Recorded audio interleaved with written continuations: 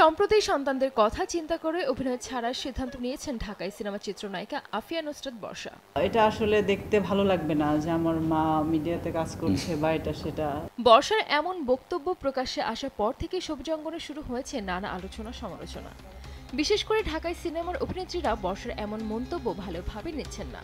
তাদেরই একজন চিত্রনায়িকা পরীমণি এক ফেসবুক স্ট্যাটাস অনন্ত জলিলের স্ত্রীকে রীতিমতো ধুয়ে দিয়েছেন পরী তার স্ট্যাটাসের শুরুতেই লিখেছেন, জি ছোট আপা, একদম ঠিক, সঠিক বলেছেন আপনি।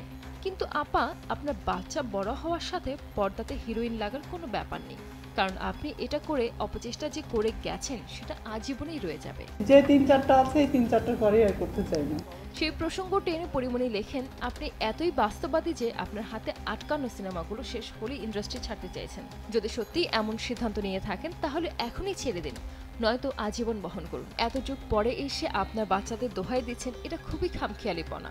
এই যে আপনি বলছেন আপনার বাচ্চাদের কারো 10 বছর হয়ে যাবে, কারো 7 বছর হয়ে যাবে, কিন্তু আপা আপনি কি একবারও ভেবেছেন আপনার বয়সে আপনার ক্যারিয়ারে আপনি কাকে কত বছর ধরে জিম্মি করে রেখেছেন?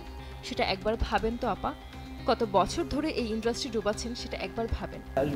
বর্ষা সেই সংবাদ সম্মেলনে নিজের শানকে প্রশংসা করে বলেছিলেন, অনন্তকে যদি কোনো মেয়েদের বাজারেও ছেড়ে দেওয়া হয় তাহলে সেখানে ঘুরে কারো দিকে নজর না দিয়ে স্ত্রীর কাছে ফিরে আসবেন। চাচাছোলা ভাষায় তিনি লিখেছেন, আপনি যে বলেছেন মেয়েদের বাজার, এই মেয়েদের বাজার কি বোঝাতে চাইলেন কচি আপা? এটা আম আলু মূলা কচু, তাহলে আপনি কি? আর বাজার হলে কি সমস্যা? যদি সেই বাজারে খরিদ্দার নাই বা ছিল কোনোদিন, তারা ছিল বলেই বাজার হয়েছে। মেয়েদেরকে বাজারে কে বা কারা বানিয়েছে আপনার জানতে মন চায় নাই কখনো কোনোদিন?